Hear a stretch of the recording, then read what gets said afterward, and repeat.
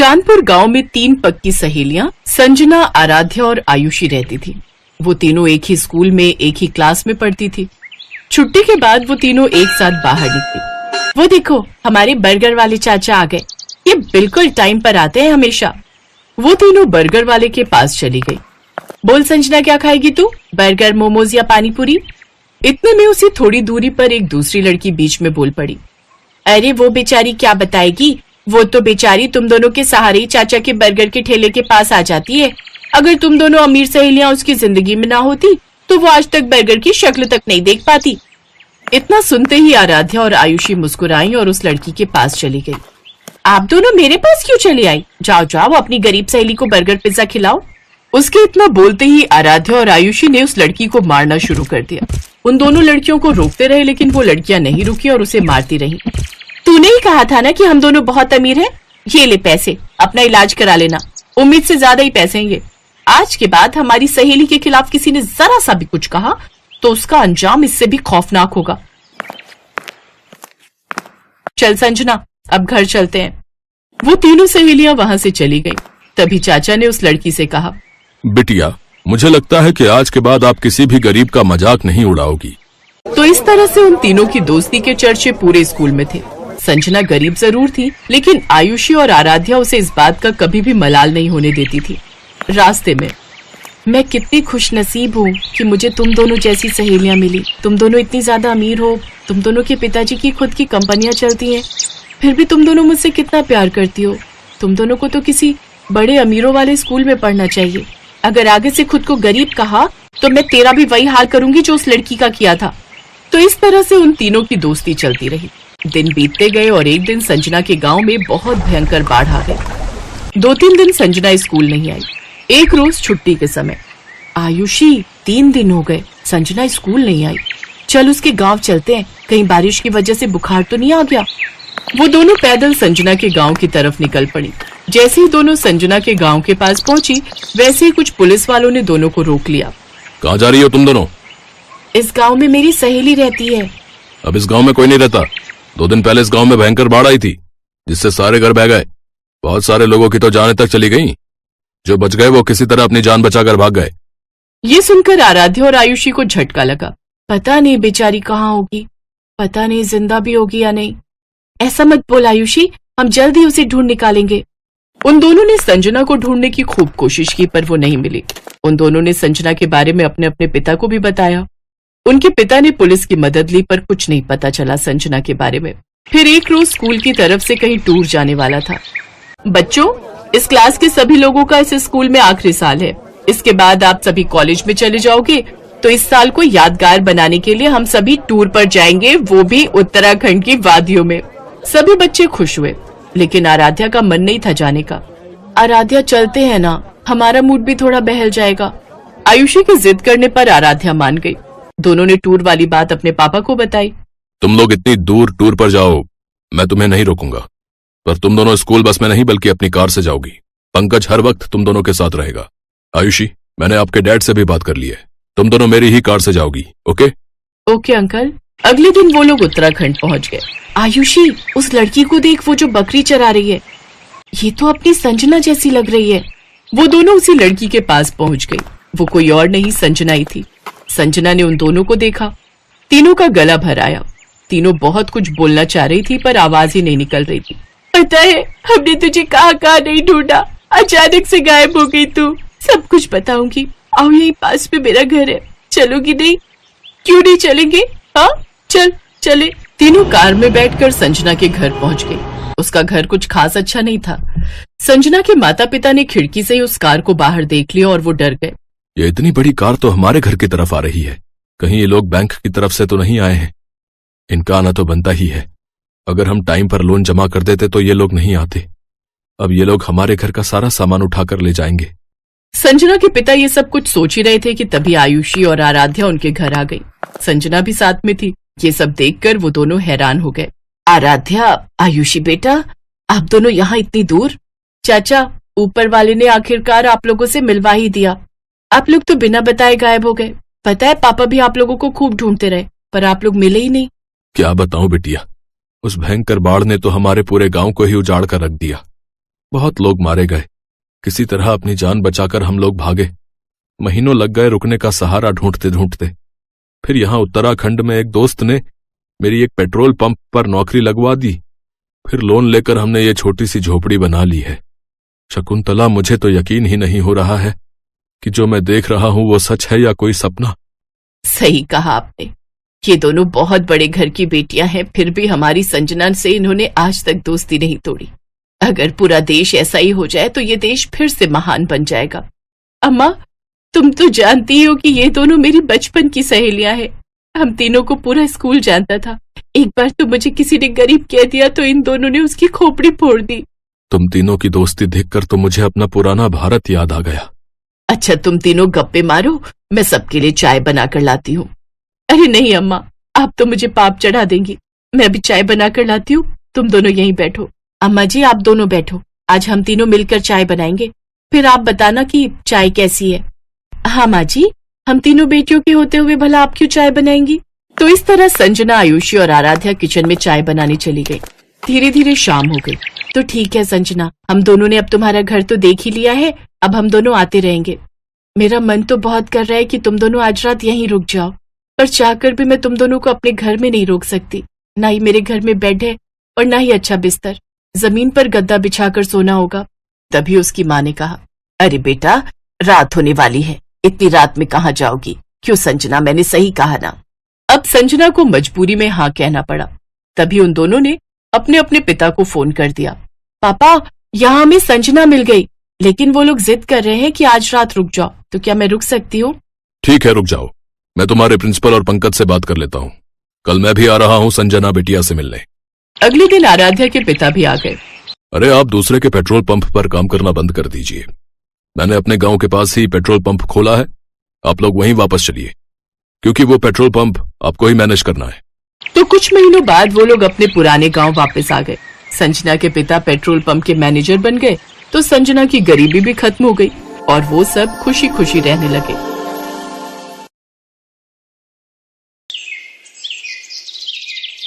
कविता, कविता, आजा।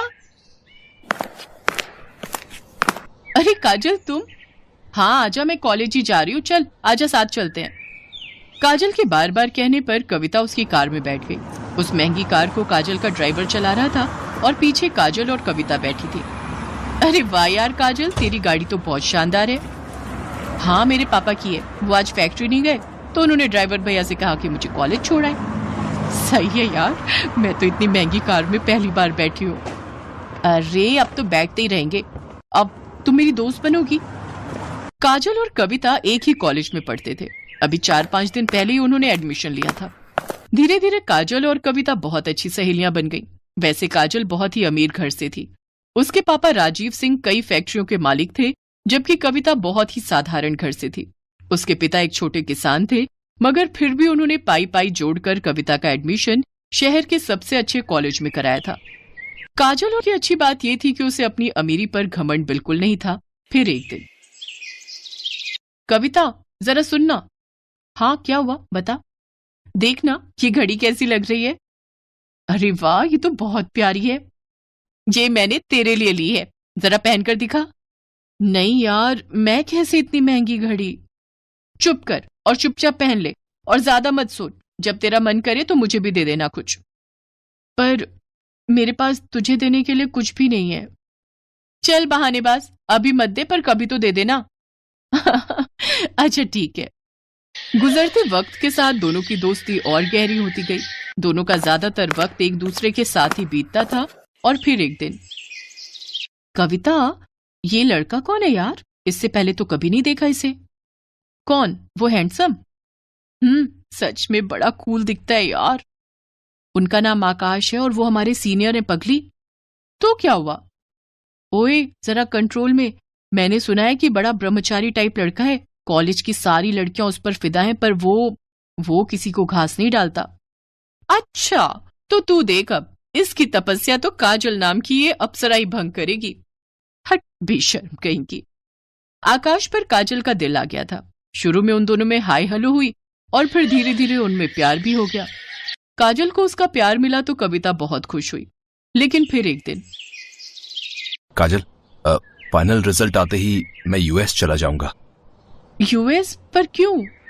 वहां मेरी प्लेसमेंट हो गई है और जिस कंपनी ने मुझे हायर किया है वो चाहती है कि मैं पहले यूएस में उनके हेडक्वार्टर में 1 साल काम करूं और सीखूं और फिर वो मुझे इंडिया वापस भेजेंगे। पर मैं 1 साल कैसे रहूंगी तुम्हारे बिना? कहते हैं सब्र का फल मीठा होता है पगली। अरे तू कब आई? जब तुम दोनों आशिकी फरमा रहे थे। सुन, जाने दे आकाश को, वो वहां नहीं जाएंगे तो जॉब कैसे लेंगे? क्यों, मैंने सही कहा ना? बिल्कुल सही। काजल, बस 1 साल दे दे मुझे, फिर मैं तुम्हारे पापा से तुम्हारा हाथ मांगने आऊंगा। ठीक 1 महीने बाद आकाश काजल से विदा लेकर विदेश चला गया। काजल उसे याद करती और हसीन सपने बुनती, लेकिन होनी को तो कुछ और ही मंजूर था। अचानक काजल ने कॉलेज आना बंद कर दिया। उसका फोन भी बंद आ रहा था। कविता को उसकी चिंता होने लगी तो एक दिन वो काजल के घर ही पहुंच गई। वहां उसका सामना काजल के पिता राजीव सिंह से हुआ। कौन हो तुम और क्या चाहिए? जी मैं वो काजल की दोस्त हूँ, उसे कुछ नोट्स देने आई थी। नोट्स? उनकी कोई जरूरत नहीं है, अब हो गई काजल की पढ़ाई। पर अभी कैसे? अभी तो लास्ट सेमेस्टर बाकी है ना अंकल। कह दिया ना तो कह दिया, चली जाओ यहां से और दोबारा कभी मत आना। कविता को कुछ समझ नहीं आ रहा था। वो उदास होकर वहां से जाने लगी, लेकिन घर के बाहर निकलते ही उसकी तरफ एक कागज की बॉल गिरी। कविता ने उस कागज को खोलकर देखा तो लिखावट काजल की थी। मुझे बचा ली कविता, प्लीज। कविता को समझ आ गया था कि कुछ तो गड़बड़ जरूर है, लेकिन उस वक्त वो चुपचाप वहां से चली गई। फिर अगले दिन एक औरत घूंघट ओढ़े और हाथ में झाड़ू लिए काजल के घर में दाखिल हुई। किसी ने उसे अंदर आने से नहीं रोका। असल में घूंघट के अंदर कविता थी, जो काजल के घर में काम करने वाली बाई बनकर आई थी। घर में आते ही उसने काजल को ढूंढना शुरू कर दिया और जैसे तैसे वो काजल के कमरे तक पहुंची गई। लेकिन कमरे का नजारा देखकर कविता हैरान रह गई। काजल का मुंह और हाथ पैर बंधे हुए थे। काजल, ये सब क्या है? किसने किया ये? कविता तू आ गई, भगवान का शुक्र है। कविता, मेरे पापा ने मेरा सौदा कर दिया है। तू तो जानती है ना कि मैं और आकाश एक दूसरे से कितना प्यार करते हैं, पर मेरे पापा अपने बिजनेस पार्टनर से मेरी शादी कराना चाहते हैं। वो 55 साल का बुढ़ा है। उसने अपनी पहली पत्नी को मार दिया था और वो मुझे भी मार देगा। हैं? पर तेरे पापा वो ऐसा कैसे कर सकते हैं तेरे साथ? उन्होंने उस बुढ़े से बहुत बड़ा लोन लिया था जिसे वो चुका नहीं पाए, और पैसों के बदले अब वो मुझे सौंपने वाले उस बुढ़े को। इतना कहकर काजल फूट फूट कर रोने लगी, लेकिन कविता तैयार थी अपनी सहेली को इस मुसीबत से निकालने के लिए। उसने तुरंत दिमाग दौड़ाया और अपनी साड़ी उतारकर काजल को पहना दी और खुद काजल के कपड़े पहनकर उसकी जगह बैठ गई। फिर कविता की जगह काजल आराम से घर से बाहर निकल गई। फिर कुछ देर के बाद, कौन है? अरे कमिश्नर साहब, आप यहाँ? क्या हुआ? क्या बात है? मुझे आपके घर की तलाशी लेनी है। पर तलाशी क्यों? क्योंकि मुझे खबर मिली है कि आपने यहाँ किसी लड़की को कैद करके रखा है। इतना कहकर पुलिस कमिश्नर के साथ आए पुलिस वालों ने घर की तलाशी शुरू कर दी और कुछ ही मिनटों में कविता उनके साथ खड़ी थी। उसके चेहरे पर चोट के कई निशान थे। असल में राजीव को जैसे ही कविता और काजल के प्लान का पता चला तो उसने कविता को ही अपने गुस्से का शिकार बनाया और उसके साथ मारपीट की। लेकिन अब वो अपना किया भुगतने वाला था। पुलिस ने फौरन राजीव को गिरफ्तार कर लिया। उधर आकाश को जैसे ही इन सब की खबर मिली तो वो भागा भागा यूएस से इंडिया आ गया और फिर कविता ने एक मंदिर में आकाश और काजल की शादी कराई। थैंक यू कविता, अगर तुम ना होती तो। अरे ऐसे कैसे नहीं होती मैं? मेरी सहेली को जब भी मेरी जरूरत होगी मैं हमेशा उसके साथ खड़ी रहूंगी। इतना कहकर कविता ने काजल को गले से लगा लिया और काजल बस यही सोच रही थी कि जो तोहफा कविता ने उसे दिया है क्या वो कभी उसकी बराबरी कर पाएगी।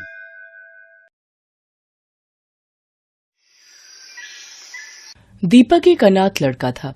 एक बड़े स्कूल में सफाई का काम करने वाले दीनू को वो एक कचरे के ढेर के पास लावारिस हालत में मिला था। दीनू ने शादी नहीं की थी। उसने ही दीपक को पाल पोस कर बड़ा किया। दीनू ने स्कूल के प्रिंसिपल से सिफारिश करके दीपक को क्लास में सीट दिलवा दी। ताकि दीपक पढ़ लिख कर बड़ा आदमी बन सके।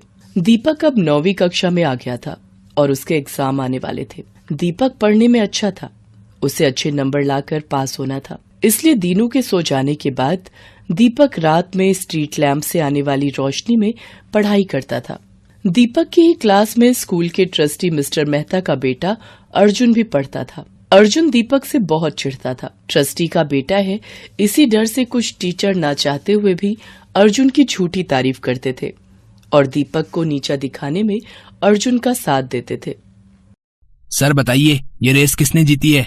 आप तो अच्छे से जानते हैं ना विनर कौन है। हाँ दीपक, तुम इस रेस में हार चुके हो।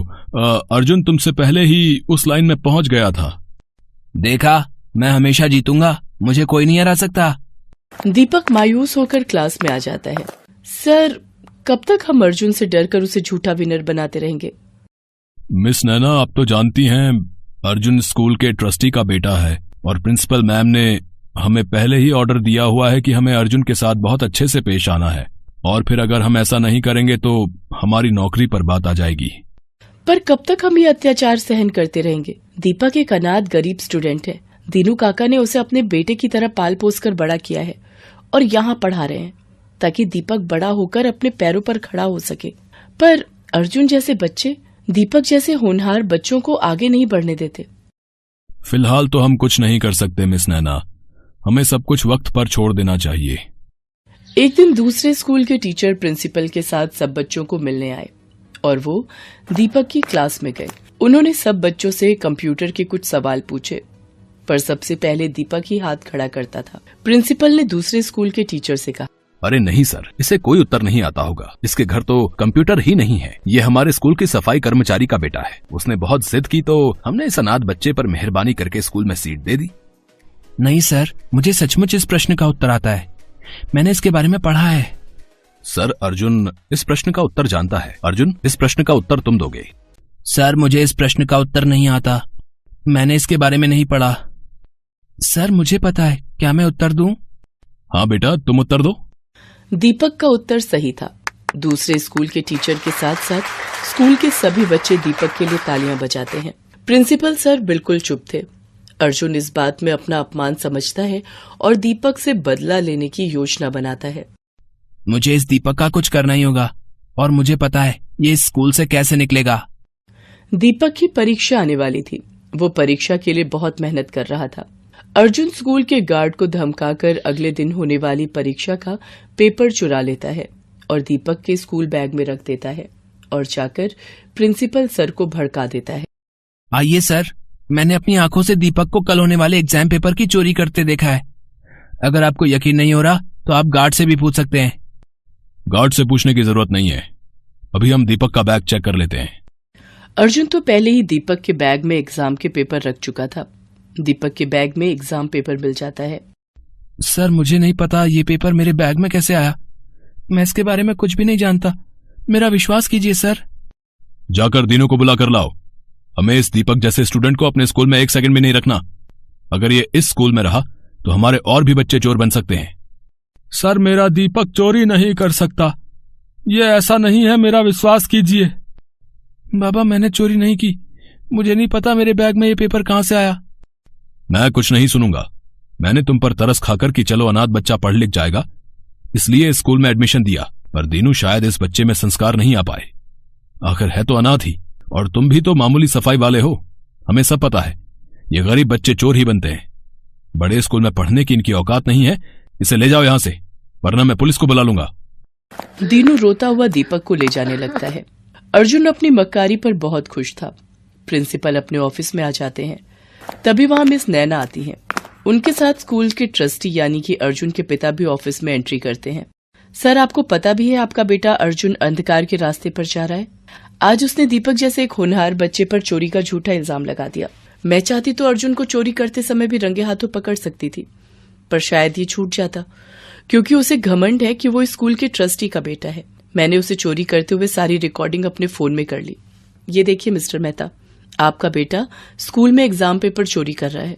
क्या आप चाहते हैं कि वो बुराई के रास्ते पर जाए और एक दिन आपका नाम मिट्टी में मिला दे? मैं चाहूँ तो इस वीडियो को पूरे स्कूल में दिखा सकती हूँ, पर आप जानते हैं कि आपकी कितनी बदनामी होगी। आई एम सॉरी मिस नैना, मैं बिल्कुल नहीं जानता था कि मेरा बेटा मेरे नाम का इतना फायदा उठा रहा है। मुझे किसी ने कोई खबर नहीं दी। आप कृपया करके इस वीडियो को किसी को भी ना दिखाएं, नहीं तो मेरे बेटे का भविष्य खराब हो जाएगा। अर्जुन के पिता बहुत दुखी होते हैं। अर्जुन ऑफिस में आता है। वीडियो देखकर वो घबरा जाता है। पापा, मुझसे गलती हो गई। मैं सिर्फ दीपक से बदला लेना चाहता था। पापा, मुझे माफ कर दो।